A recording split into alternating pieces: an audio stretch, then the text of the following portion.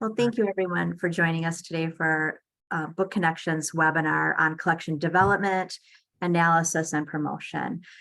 Today, we're going to learn more about how Book Connections supports your work, your collection management projects. We're going to look at different tools to analyze and generate those reports, and they will allow you to have the insights that support what you're doing to look at cultural classifications, genre, recency, and much, much more. I am Kim Davick, and I'm joined by my colleague, Susanna Gilbert. Hi. And we're just thrilled to be here to be able to show you more about Book Connections, which again is provided to you through the Indiana State Library Inspire program. So I just want to give a little bit of a snippet of what we are. So Book Connections is an ever-growing collection and ever-growing and ever-expanding collection of digital resources that help all of your readers equitably connect to books, authors, and illustrators. We're hoping to create that lifelong love of reading. We are the public library interface of teaching books, same resources, organized differently with language that supports your work, supports your patrons. And access to both teaching books and Book Connections is provided to all schools, colleges, public libraries, and residents through Inspire, as I've said, the service of the Indiana State Library.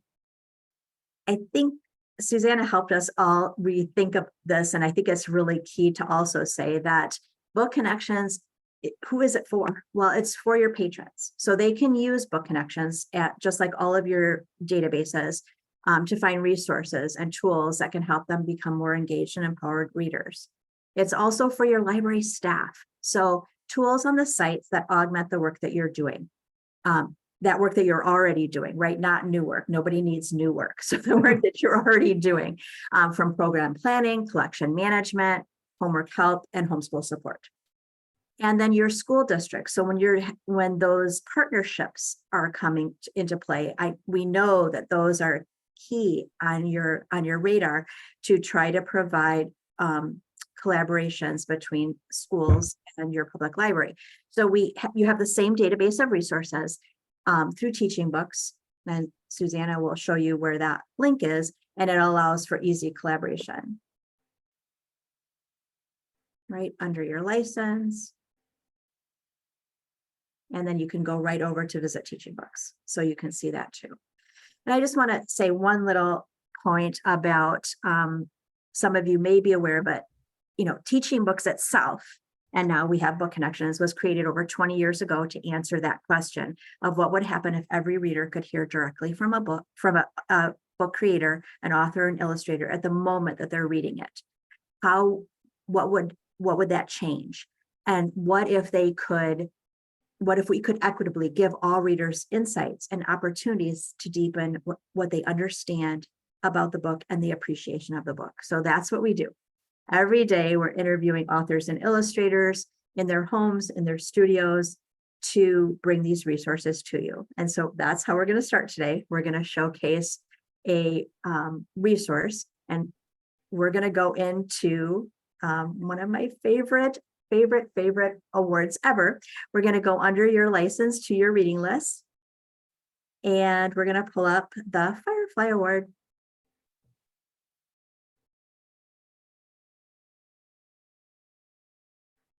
Oh, it's all the way down there. I was going to say, I don't get to choose where it's shown. So we have our resources for your 5 Firefly titles. And today we're going to take a look at Room for Everyone. So we're going to pull up that title, and we're going to take a look. What we have a Meet the Author recording. We also have a name pronunciation. Those are 2 of our original types of resources.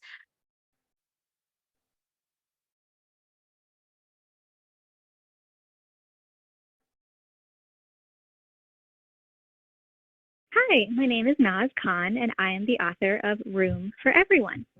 This picture book is illustrated by Merce Lopez. I was inspired to write the book when I was visiting Zanzibar, which is an archipelago of islands and a part of the country of Tanzania. I was living and working in Kenya, a country in East Africa, and had the opportunity to visit Zanzibar, and I loved it. The first time I went, I took a Dala Dala from Stone Town to Nungui Beach, just like the characters in my book. And just like in the book, it was getting really crowded.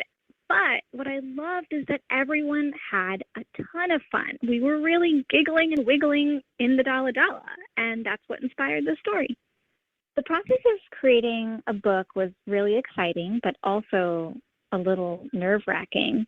I'm not from Zanzibar, and I'm not from Tanzania, and I'm not East African, so one of the challenges I had was making sure that everything was accurate. I didn't even want to write the story myself at first, and I asked my friends if they could write it instead. But when I told them my story ideas and we had some conversations, they encouraged me to write the story myself. And Good stuff what there, I learned Susanna. through the process is Thank you. What I love about that, so we listened to about a minute and 15 seconds, and of this 3.5 minute clip. And what we've learned is all about the backstory. We learned why it was inspiring. We learned some great vocabulary. And with your access, you have the ability to share this resource with your patrons, with your colleagues. How fun to share it out in if you're going to use it for story time. If you're going to, I saw some of the ideas that you all shared from the State Library about having one story time with all of the books. And so if you wanted to use this to be able to pique some interest in some vocabulary, what great to be able to think about that. So if you wanted, you can either share with families this particular resource with full site exploration, or you can click the share this resource only button, and then you would have a link that would get your patrons right into the resource. This, as it talks, you have some QR code printables, and you also have some digital sharing abilities on digital platforms. So all sorts of ways to get readers excited and hear directly from that book creator when they are getting ready to hear and learn more about the book. So Susanna, thank you. You have us on, let's go ahead and go back to the Book Connections homepage. And let's go ahead and talk about access for just a quick second, because you see right now that we're at the Indiana State Library at the top level of your account. And we're welcomed both in the center of the screen, and we're welcomed up in the upper left-hand corner. So this is anonymous access. So all readers, all your patrons are going to be able to access Book Connections at this anonymous level. You might, when you're out at home, or you're at the coffee shop, wherever you are, you might see Welcome Indiana Resident, because we have set up geo authentication for everyone. You also, in your public library, depending on how set up you are, might see your public library welcoming you in the center section. So there are different access points that you might see, and we'll pop in some notes about making sure that you're as set up as possible later on in the section too. Up in the upper left-hand corner, though, we're hoping, and you're going to need to create that professional login if you haven't already. And so Susanna is opening up the toggle, and she is clicking professional login. So if you pop in your work email and then click sign in, you'll be, if it's the first time, you'll be given a series of prompts, but then you'll be signed in as a professional. And you know that you are, because once you've done that, your name will pop up in the upper left-hand side. So we'll still be welcome to our institutional level in the center of the screen, but then we'll have our professional login that tells us that we're going to be able to save resources because we're over 18 and we can do that. Okay. So let's just take a look then real quick, bear with me, if we can take a look at a few of the things that you can do with your professional login to create lists, because that's going to move us along with our work today. So one of the things you can do is create those book lists, and we can take a look at lists and how you might engage with book lists on Book Connections. So if we go into show your reading list in that toggle menu, you will see any state lists if we have them. And at this point, our state lists are all under Indiana lists. If your public library has some lists that they've created for promotional purposes, maybe an author's coming to visit, maybe you're doing a special book club something, or you want all of your story time titles in a list, you can have those in that left-hand side. So those are some places where you can have lists that will show up for everyone in your institution. Indiana lists always show up for everyone, and then you can have your own library-wide lists on Book Connections. If we scroll down just a little bit, that's also where you'll have any personal lists that you've created that then again you can share with others. The lists that are below that line where it says your custom list show for you. Okay, so that's how that works. And I love the idea of thinking about the story time lists, maybe thinking about what you're sharing for recommended lists. Maybe you're promoting certain book club titles and you want to do that, but all of those reasons we can create lists for those. Do you want I to? was just gonna, sorry, just to jump in and back up a tiny second. If you are trying to get logged in as a professional right now and you are having any issues, please feel free to drop those in the chat. We will do everything we can to get you logged in, since a lot of what we're doing today is going to require you to have that professional login, including creating lists like this. And if we can't get it right at this time, just bear with us and you always have us available. We'll follow up after too, and then we'll reach out to make sure that you can do everything that you need to do after this webinar too. Yes. Okay, thank you, Susanna, that's great. Mm-hmm. Let's go ahead and just share one of the lists so we can show how, if we select one of those lists, we can show the sharing tools. So before, when we shared that Meet the Author recording, we are sharing just that resource. Now you'll notice that we don't have the ability to share in just one resource because this has all of the resources for all of the titles. And so, but we still have the ability to create some bookmarks if we want to have those at our checkout station or on the display. Those are available. They will have at the bottom also your access information for your institution. So we want to make sure that you see that. And then they'll have a link to scan and get all the resources. So that will look just like, why don't we show them what the actual list looks like again.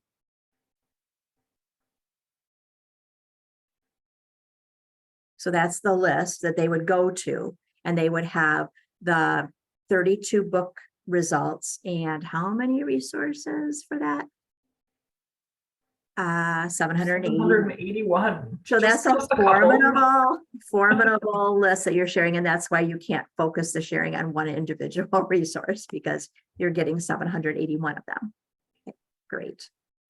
Okay, so I love the idea too, when Susanna we can share from this viewpoint too. We can share on social media. So if you want to build excitement for what's coming up for your library, go ahead. These are fully prepared and formatted for you. And I know as librarians, you want to know this fact, so we're going to say it. We'll probably say it a couple of times. Everything on Book Connections, you have the ability to share it. It's all, you have permission. You are not breaking any copyright laws. You can share it far and wide, and please do. Okay. I also really loved here, this just my plug for my personal favorite thing, which is the share on your calendar tool. Being able to, if you've got a list prepared for a specific event or something at some point in the year, you can just drop that list right in there and it'll pop up when you actually need it, and you don't have to do the remembering. So lots of ways to make life a little easier. I love not having to do the remembering. Okay, great.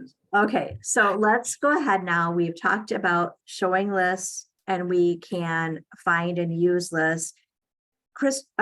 Susanna, you had all of these lists made. Do we want to show really quickly how to create one, or are you going to do that in a little bit? We are going to dive into that in a little bit, Okay. but I do want to just show that one of the easiest ways to get to that is on your reading lists page. You're going to have that create a new list button nice and big in the upper left-hand corner there. I love that they can scan, they can import, make that as easy as possible too. So all sorts of ways to be able to make those lists. Great. Yeah. You can name it, you can share it from there, you can edit it from there, and then all of those lists will show up once you've saved them. They'll show up in that accordion menu for you. All right, let's get something ready for promotion. Let's dive right in. So let's say you might be looking for STEAM books.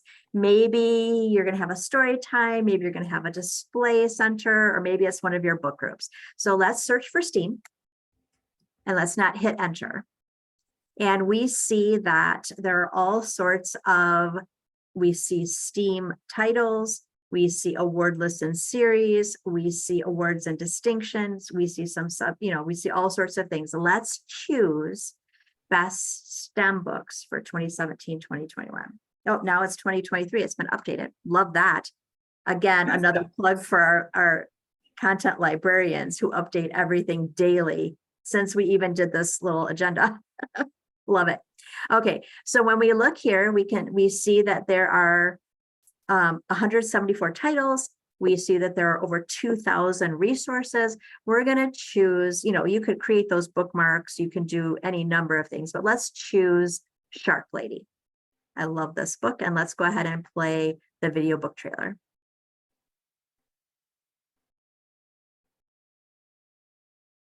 Do we remember which video book trailer? We're gonna have to. I think we liked, yeah, I think that was it. Yes, thank you. Sorry, didn't write them. Love having two.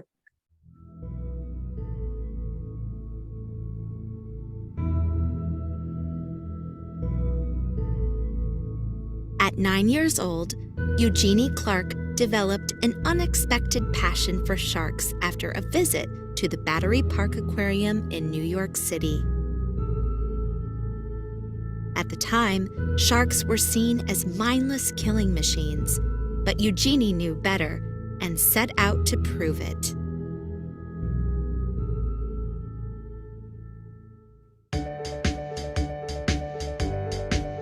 Despite many obstacles in her path, Eugenie was able to study the creatures she loved so much. From her many discoveries to the shark-related myths she dispelled, Eugenie made wide scientific contributions that led to her being nicknamed Shark Lady. Dreamscape presents Shark Lady, the true story of how Eugenie Clark became the ocean's most fearless scientist. Thanks, Susanna. Mm-hmm. We also have available a lot of multiple resources, and there's a lovely, lovely, lovely activity kit, and that is under the Book Guides Activities and Lessons. And there's an activity kit that's already ready to go for you. So that one is by Sourcebooks, one of our trusted partners. We open that up and you can see all of the different matching pieces that are ready to go. And then, great to be able to use during story time. The other part that I love about it is you could share the link with families. So if they wanted to print it off to do it again at home, you've got it ready to go for them. And that could be on a bookmark, or you could share it in a newsletter, however you choose to share, and either promote before. I wouldn't do this one beforehand, though. If you wanted to do it in with them, but as a follow-up, what a great opportunity. But isn't that lovely? It's really well done. This one even has snack ideas. And what can be better than snack ideas? Great.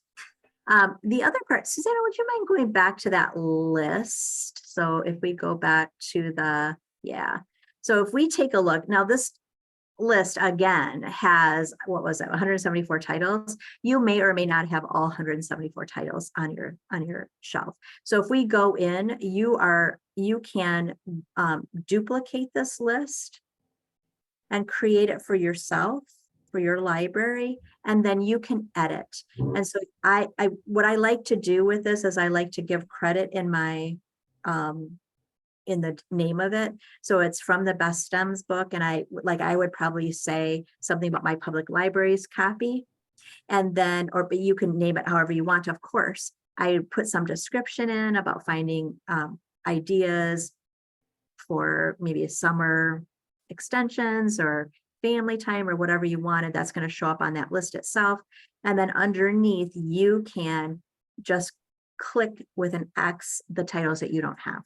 And so you can just edit it out however you like. Don't forget to hit save.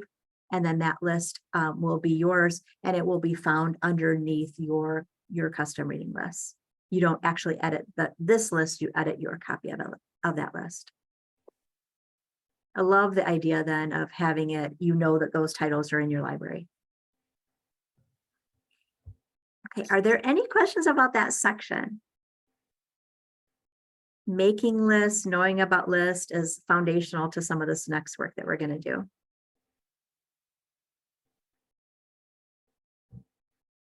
All right, let's go ahead. So now we're going to dive into collection analysis. So we've been talking a little bit about kind of ways to connect book connections with your collections already, creating lists, promoting titles, ways that we can integrate some of those physical pieces into your spaces, whether that's shelf talkers or bookmarks. But now we're going to talk a little bit about the ways that book connections can help you really engage with what is in your collections. So we know there's a lot of libraries right now that are really working on diversity audits or other kind of in-depth collection work that requires them to take a look and see what really is there. So we have a tool that can hopefully help you with that. I am going to walk through how to use this and some ways to engage. But at this point, please feel free to have book connections open in a different tab or window and follow along, create your own lists, because really the easiest way to get used to this tool is just to use it and get that familiarity. So again, be sure here that you are logged in as a professional so that you can use this to the full extent and be able to come back and see what you've done to have it saved there. So we are going to start by going back to your reading lists here. And I want to take another moment on that create a new list page. So there are quite a lot of ways to create a list on book connections. You can do quick add titles one by one. So we could search for a title here, and we're going to get a whole bunch of titles that have that word, keyword searching there. We can scan. You've got a barcode scanner. You can attach it. We're not going to do that right now because I don't have it set up. But you can scan. Make sure you're scanning not your library's barcode, but the publisher barcode on the back of the book. But you can pull up titles that way. Walk through a display and scan all of the books you've got there. You can paste a list of titles and authors, so you can just drop those right in. There are some notes here about kind of what you need to be looking out for to make sure that we're going to do our best possible job to find the titles you're talking about. So making sure there's the correct rows. You can paste a list of ISBNs. I love that. Just makes life a little bit easier. You can upload a CSV file.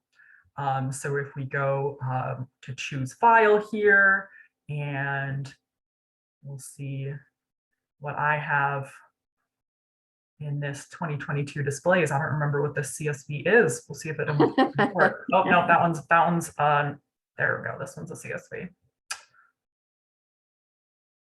And then that just dropped in 148 titles on a list with over 4,000 resources available. So there we go. There's a lot of ways to get your books into these lists. But right now, we're actually just going to go back and look. Yeah, we're not going to save this one. Excuse me. Yes, we're going to go back to the lists we've already created here. And we're going to go back to these 2021. I'm going to pick on our 2021-22 Storytime book lists here. and just say, the first step here is what we call our list analysis report. It's available on any list on the site. So whether this is a list you created or a list like that best STEM list that we were just looking at, it is going to have this little triangle icon and the list analysis report link. And we can open that up. And this is going to be a whole bunch of collection analysis information. It's going to tell you what we're doing here in different sections, has a lovely little at a glance showing you kind of the once over lightly of what's going to be here. And then we have some lovely charts and graphs. Fiction versus nonfiction, our Lexile details, recency in year published. You can see there's quite a span here. One of my favorite things about this is that all of these charts and graphs are essentially interactive. So if we click here, we can see, okay, what is that book that was published in 1998? It's going to open up and we can see, oh, it was No David by David Shannon, a classic. So we've got that all the way up there. And then our cultural experience details. So we can see we have a whole bunch of books that are talking about the African-American cultural experience, not so many in so many other areas here. And here I always want to highlight, you can click here on this link and see our classification definitions. So if you're interested in how we are defining different cultural experiences, you can take a look at that longer policy there. We also have genre details. I want to know what this horror picture book we have on the list is. And of course, it's Creepy Carrots. So there's, of course, all of our picture books fall into the picture book genre, but you can see all of the others that are included there as well. Curricular area, if you're interested in thinking about it through that lens. And then the best section, in my opinion, or the most interesting section, is what's not included. So these reports are really offering you the chance to review and reflect on the titles you're sharing. What is here and what is not here? Are there things that are surprising you? Does this align with what you know about the community that you're serving?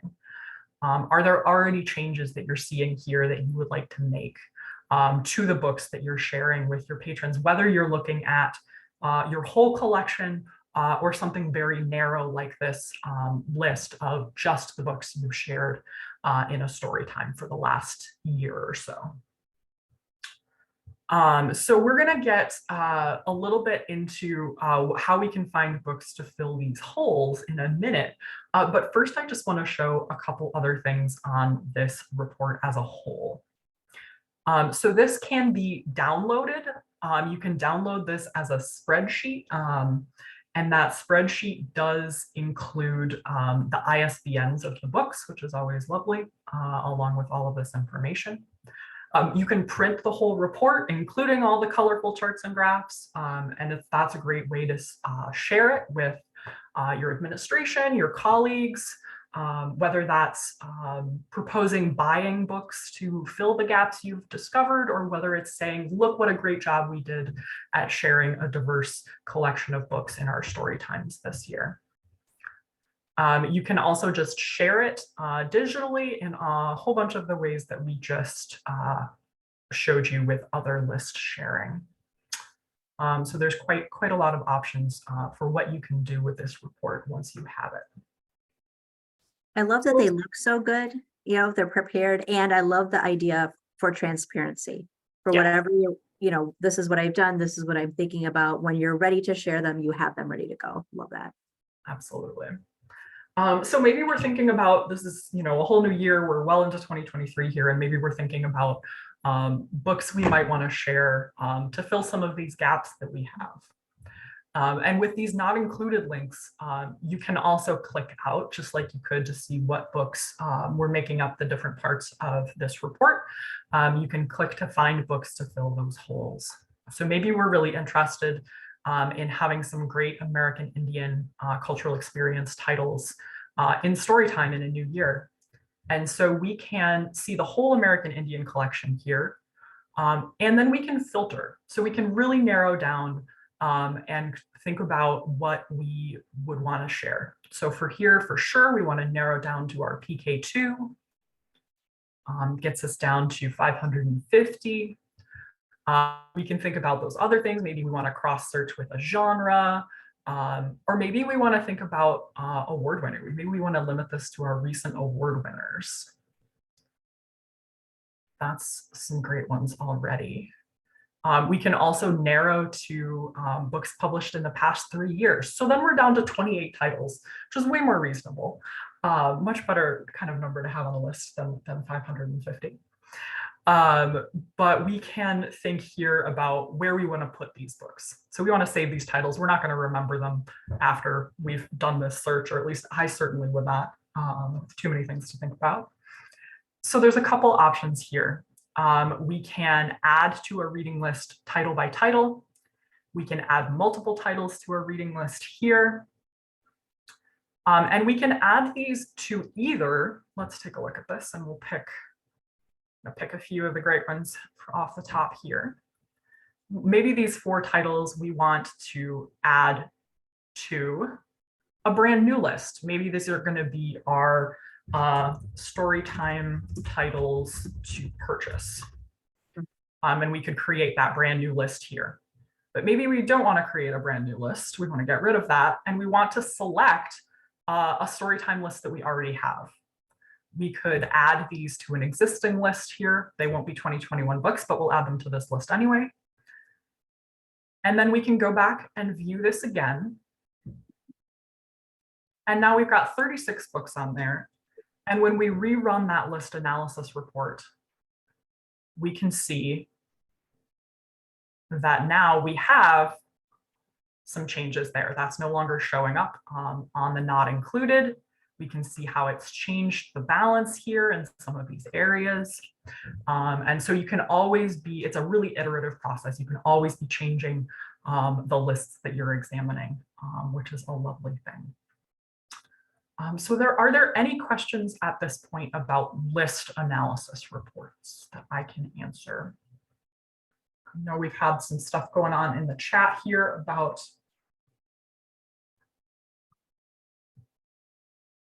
All right, great stuff.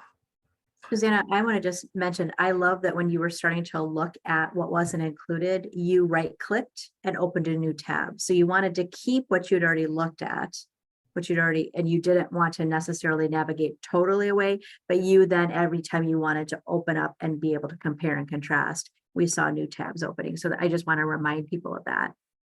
Yes, always makes life easier. Especially after you've done all that filtering. It's like, what did I say? What did I search for? It's a great question. All right, so list analysis reports. This is really great for examining those kind of smaller portions of your collection. This is a great way to take a look at, as we said, the books you're sharing in programming, your face outs, the books you're sharing in displays, book clubs, maybe you've got a list of author visits that you've had in the last however many years, and you want to think about those authors and their books, and you know, who are you sharing with your community. But we also know that you'd love to be able to take a look at larger selections of your collection as well. And so you have some options for that as well, and for saving these reports. So these reports just live on the list that we created, right? So we've created this 2021 Storytime list, and we can run that report here. But unless we go into it, or excuse me, don't go into it. This is a brand new feature, so I'm still remembering how this works. But now you can take this and add to a list analysis report here. And this will import it. We can create a new report. I already did one for this particular list, so we're not going to do that. But we're going to go back to this and say, here are your collection analysis reports. So that's different than your reading lists. This is going to be just that report from the list or from a list selection of titles that we have uploaded separately. So this is not going to give you that list that you can share. It's not going to give you those however many 100 resources that go along with the titles on that list. It's just going to give you that collection analysis information. So sometimes you want to have both. You can see here, we've got our 2021-2022 Storytime books lists here, and they also exist over in our reading lists. So we've got the reading list with the list analysis report attached, but we've also got the report on its own. A tricky distinction, but the same information in multiple places is never a bad thing, I hope. I think You're going to talk about the reason why, so you can do more with this comparison tool. So I love the fact, though, that you can just look at it, or then you can put it into this tool to then be able to do some deeper analysis. Right. So now we're going to dive into what can you do with the collection analysis tools separate from the lists. So there's quite a few things here. The first one I want to highlight is that you can compare, as Kim just mentioned. You can have multiple reports. We can take our 2022 and our 2021 lists and hit compare. And then we can take a look at what the difference is. These both have 32 titles, but we can see that there's a difference in the top 3 cultural experiences here. We can see there's a difference in the number of genres represented. One of our lists here has more fiction. The other one has a couple more nonfiction books added to the selection.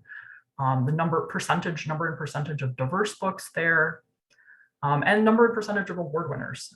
We can see we moved up in the world a little bit in terms of publication year. So 2022, we've got some more recent titles added there. And then there's even information about the page count and word count. So you can take a look with quite a few lists here, or reports, excuse me, side by side. So we could create a 2023 list here too, and then have that as well. So great way to see what changes you're making. So that could be different versions of the same report. We could run that edited version of the 2021 list that I just created through. We can go back and do that right now, actually.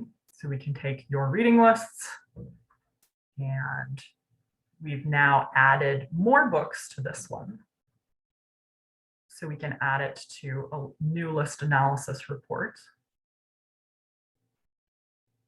And now we should have multiples there. Oh, excuse me, duplicates. It wanted me to retitle that. We'll work on that. But you can see different versions of the same report where you've added or subtracted. You can see different sections of the collection, different lists, your summer displays this year versus last year. You know, whatever angle you want to use to see your collection analysis here. Susanna, you said it's iterative, and I love that part about it. So like what you said with that new list, if you combined that list, if you added it to your new list, if you added the new list to your old list, I think it creates that new version for you, right? So you can see compare the two side by side to see if I made these 4, you added 4 titles, I think. Mm-hmm. If I add 4 titles, what kind of difference does that make? And I think it's really great for possible purchase. If I only spend X amount of dollars, I'm going to see this much difference in this collection. Yeah. So if we now have that version 2, and we compare that to our original, we can also compare it to our 2022 list if we want to take a look at all 3. And then we have those side by side as well. And we can see here that this is on the left here. This is our version 2. So we can see this is really upped the number of diverse books there, which is a great start. And also added some nonfiction as well. So moving in some great directions there. We've got more award winners. You can see that all side by side. at spending money without the pain of actually spending it yet. And if you're taking some titles out, you're weeding without the actual weeding yet. It just lets you see what you're doing before you actually do the work. Absolutely. So a couple things that I want to highlight here as well with this collection analysis report. One of them, again, is you can add titles straight into a collection analysis report without creating that list first. So you can do that with the paste a list of titles and authors, the ISBNs, or I would highly recommend using the CSV file here because it's much easier to get a larger portion of your collection into this report with a CSV. We also have the option here to complete a needs assessment. So if you are doing that kind of larger scale collection work and you really want to think about your goals for your community and for your collections, you can walk through these questions here. You can think about, maybe we're looking at, we've been picking on picture books. So we'll say maybe we're looking at a young adult fiction collection. We can name that. Maybe this is our YA fiction audiobooks that we really want to look at. And we can select how diverse we think this collection is now and how diverse we would like it to be. Again, we've got a lot of librarians on staff, so we have a lot of linked out definitions so that you always know hopefully what we're talking about. We've got our community needs, so we can think about what we think we want this collection to look like. We want it to be all fiction. We want maybe the last 3 years here. And you can, before you dive into this, you can take a look at your census data and think about your community and what you know about them, what the census tells you about them, and how they might like to see themselves reflected in your collections. So we can pick the top 3 here. We can pick genres and reading levels there. So we'll just say we want those 3 and pick some genres. And then when we save that, that will also live with your reports there. And you can compare this. I'm going at you, not from the feeling. You can compare this to a report as well. So you could run that report of your YA fiction audiobooks and put it side by side. We can, this one is not a audio list, but we can put it side by side and see what it's going to look like. And it's going to tell you whether you've met these goals that you set for yourself. I love that you can think about that needs assessment too, depending on at multiple times. It might, what you need for one collection might look different than what you need for another collection. And it allows you to reflect, you're the ones who know your patrons. And so what are you looking at? What do you know about your collection? What would you like your collection to be? We have data points and you have all that knowledge. So, and then what does it tell you? What would you like to do with the information? Absolutely. We also have just some more information about how to use this here. We've got our quick start guide, some collection consideration questions that you might be thinking about that you can use to guide you as you're wading through all of this information, and then a sample report there as well. This is a tool that takes some getting used to, especially as you're uploading larger portions of your collection. So I highly recommend starting small. You can, if you so desire, upload up to 10,000 titles into a single collection analysis report, but you will get better matches to start if you start with kind of a smaller. It's easier to look at your collection in smaller chunks. As you're going through, and then you can as Kim was saying, personalize those needs assessments even more closely as well. Any questions at this point? And it will match titles that we have on our site. So it will, yes. Yeah. Sorry.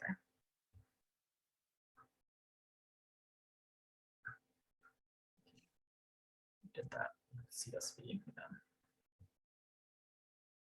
Yeah. I love that then you have your needs assessment in that list. I love that you've got the entire collection of that work so that you can show what you were thinking, how you went about this iteration, then that iteration. It really shows the progression of thinking and work that's done. So that might be very important too, as you're presenting something for purchase, or as you're redoing maybe a collection, or just thinking about what you have and does it meet what you thought it did, I guess. Yeah, that was always when I was doing this. I was a public librarian previous to working for Book Connections, and that was always the question that I really wanted to ask myself, was like, what is surprising to me here? What is different than what I thought I knew about my collections? Because I think it's very easy to say, oh, I know what I have. And you do, your collections better than anyone does, but sometimes it takes having that information laid out in front of you like that, with the charts and graphs, and with the years and the cultural experience and the genres all laid out with the actual numbers, to find those things that surprise you. I think somebody said, it was a New York librarian who said in one of these sessions, she just said, your collection, most likely, she was talking to a whole group of librarians that she worked with, and she said, most likely your collection is not, you didn't start it. You've added to it. It's this big expanse of years worth of work. And so most people don't know the entire, I mean, you know it, but you've not collected the entire thing yourself. And so having a way to look at it is key. It tells a story. It does. Hopefully it's a good one. Of course. Had to have a book reference in there. All right. Do anybody have any questions about how to use this, or things you're already thinking about as you might implement it at your library?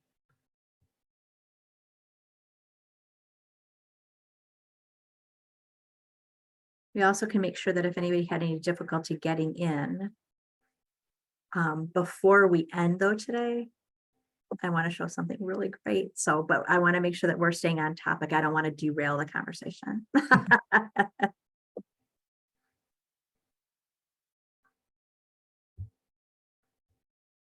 Okay, we'll continue to add, but would you go ahead and choose search for the Firefly Award again?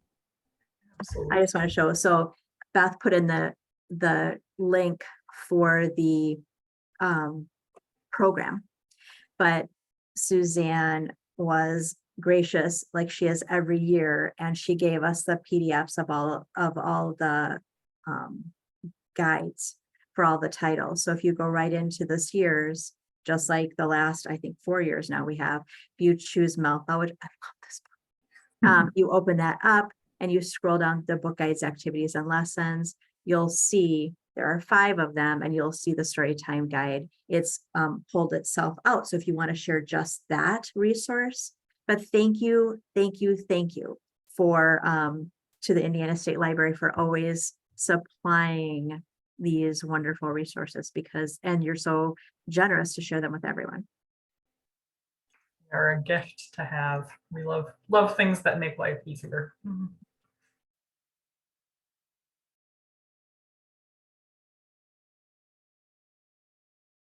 Yeah, and you too, Beth. Don't sell yourself. You guys are awesome. Okay, but did anybody have questions though about the collection analysis tools, the list building tools, frankly, any of the components of today's session? As we said before, we're always available to support you, and I'll put emails in the chat. I'll also put the certificate for today's session in the chat, and we then will continue to answer any questions and support you in any way. And then before we close out today, after we have made sure that you don't have any questions, we'll just point you in the direction of, we now have a couple of support videos on the site too. So along with help from us, you can also get some more help from the site. And we're continuing through Susanna's great guidance to continue to add to Book Connections to make it even more strong. So just I'm going to show those videos right now, actually, while Kim is sharing our emails and the certificate there in the chat. So almost everything that we talked about today lives in this toggle menu on the side here, including that link to help and support. You can see here we've got options to contact us, tips on sharing and promotion, but we also have our video tutorials here. And so there is one on creating a professional login there, if you need any assistance, if you want to send it out to the rest of your amazing colleagues who weren't able to be here today. We also have our 2-minute takeaway videos. We only have one right now on Reader's Advisory. So if that's something you're interested in, that's a really brief little video just highlighting some ways to use the site. And then we've got our webinar archive, which has a couple of videos here of our 20-minute sessions that we do for our broader audience. Welcome to Book Connections, and one about community partnerships using both Book Connections and Teaching Books. As Kim said, you have our emails in the chat there. You can contact us for training. That is part of your license through the State Library. That's provided to you. And that could be a demo intro of the site to your staff at your library, but it could also be a deep dive working session into this particular tool. So if you are interested in collection analysis and you would like some support from us, you can always reach out and we can work on that specifically to help you take a look at your collections. Well, we want to thank you. We'll stay here. I'm going to stop the recording, but I'm going to go ahead and stop it, and then